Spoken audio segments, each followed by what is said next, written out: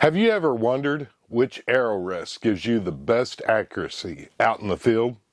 In today's video, we're going to be breaking down the cable-driven rest versus the limb-driven rest. So let's get to the video.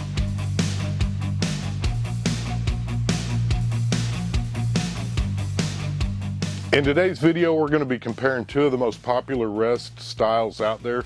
We're going to be looking at the Mathews MX2, and then the other one that is the limb-driven rest is going to be made by Hamskea, and it is the Everest. In today's video, we're going to start out by comparing the pros and cons of both the limb-driven rest as well as the cable-driven rest. We're going to start out with the limb-driven rest. One of the pros on the limb-driven rest, I think it's going to be a little bit easier to tune it, and I think there's also going to be a little bit less that could potentially go wrong with it. It's going to have, in my opinion, better fletching clearance, and it's extremely easy to set up. One of the cons using it for hunting is it does have a much longer cord when you start looking at the differences. This cord could potentially be something that could get hung up in brush and or cause other problems simply because it is such a long cord. Could get hung up on your gear. It could potentially get hung up in a tree. If you're hanging your bow like I do and you're up in the tree and you're hanging it, you're going to have to be a little more cautious using the limb-driven rest because there is the potential for it to snag a hold of maybe a briar or something like that that's crawling up the tree that you're hunting out of. And then the secondary problem with the limb-driven rest that I've noticed over the last several months of using one is that cord is so much longer. You essentially need to pre-stretch that cord, and or if you're not going to pre-stretch it, spend a lot of time flinging arrows because it's going to continually stretch gradually. So don't even think about tuning up your bow until you have that thing stretched out. Another option for this would be put in a heavier dutier cord than what it comes with. As we start looking at the cable-driven rest, and you can see it set up on the bow right behind me, this Mathews. That's the Ultra Rest, and we're going to go over a couple of the pros on it. One of the pros being it does have a much shorter cable, and it's going to be less likely to get hung up in the woods like we mentioned with the limb-driven rest. You may run into some interference going through thick brush, that kind of stuff. Along with the cons on this rest, just like the longer one on the limb-driven rest, this cord will sometimes stretch, so that's something that's just going to fall into the con. While we continue on with the pros on the cable-driven rest, I think it's a little bit smaller, a little bit tighter, and a little more compact. Now then, we're going to talk about technology a little bit, and I'm going to compare this MX2 to the rest that came on my Mathews Solo Cam. That rest that came on the Mathews Solo Cam 19, 20 years ago is 19 or 20 years old. I've never had a single issue with it. What I do want to say with this new rest and its new technology, one of the complaints that you have with the old style rest, and we'll show you a picture of that as well, is if you're at full draw and you had to let down, when you let down, that arrow rest is going to come down and there's a potential for making some noise when it hits your riser. This new rest has a centrifugal clutch or some other specialty name to it. But the way it works is you put your rest up and you'll hear it click. And if you notice, if you notice on this centrifugal clutch, if you're at full draw and you're coming down easy, it'll stay up, which is really, really cool. The problem with this new technology, in my opinion, is there's an opportunity for some failure.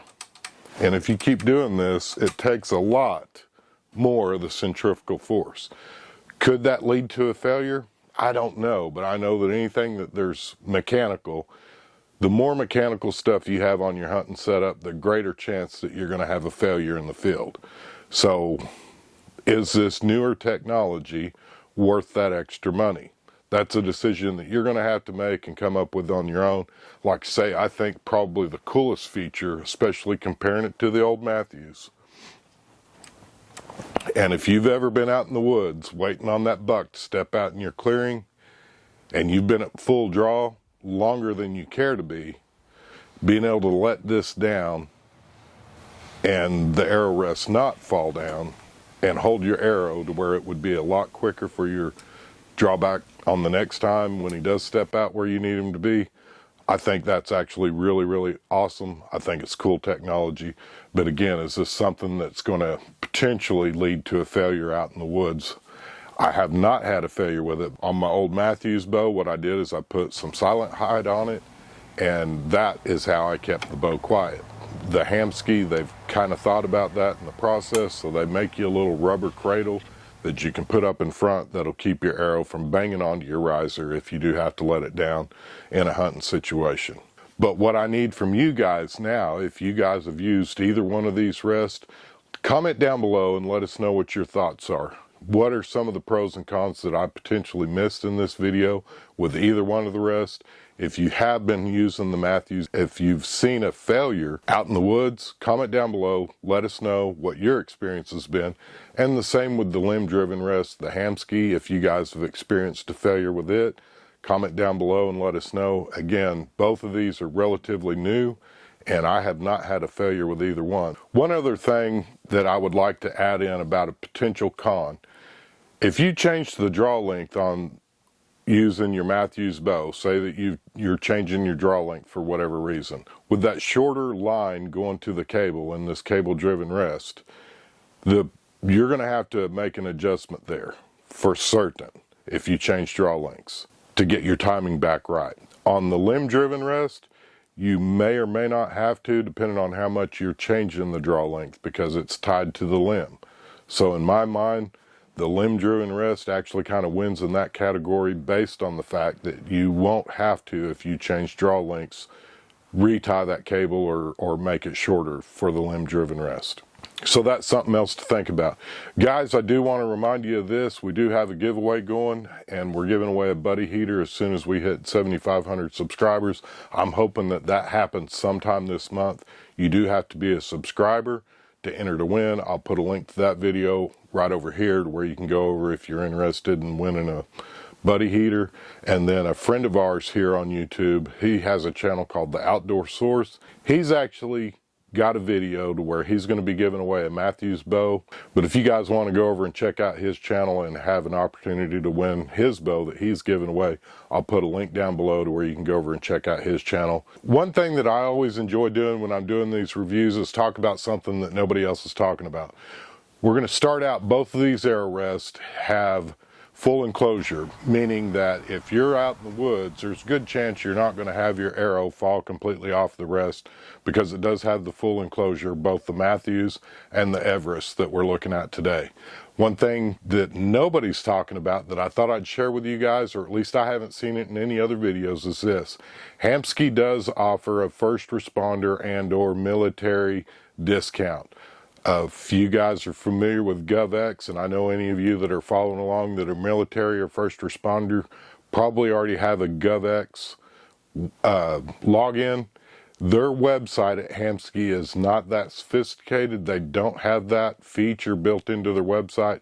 However, there is a process you can go through and email your ID just like you would when you set up your GovX, and they will send you a coupon code. I will also say that it's not super quick, guys. I tried to submit my stuff to order a peep sight. We're only talking about a 50-cent break probably on a 10% discount for a peep sight. However, I couldn't get the form to go through. I did send them an email. They were quick to reply and say, hey, just email your stuff here back to me and I'll get it turned in and we'll send you out the discount code.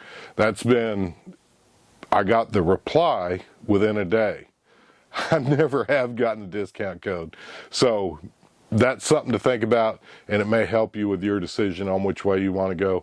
I know that the majority of the sites that you can order from online, and I can't attest to Mathews at all because I haven't tried to order either one of them, but a lot of your different sites where they do give you the military discount, if you'll notice, if you're trying to buy something Mathews related, that discount isn't applied. So I don't know if that's something with Mathews or if it's just something that's overlooked, maybe another old policy that needs to be relooked at. What did I miss in this video? What are some other pros and cons that you've noticed if you've been using these rests, either one, the limb driven or the cable driven, for any length of time?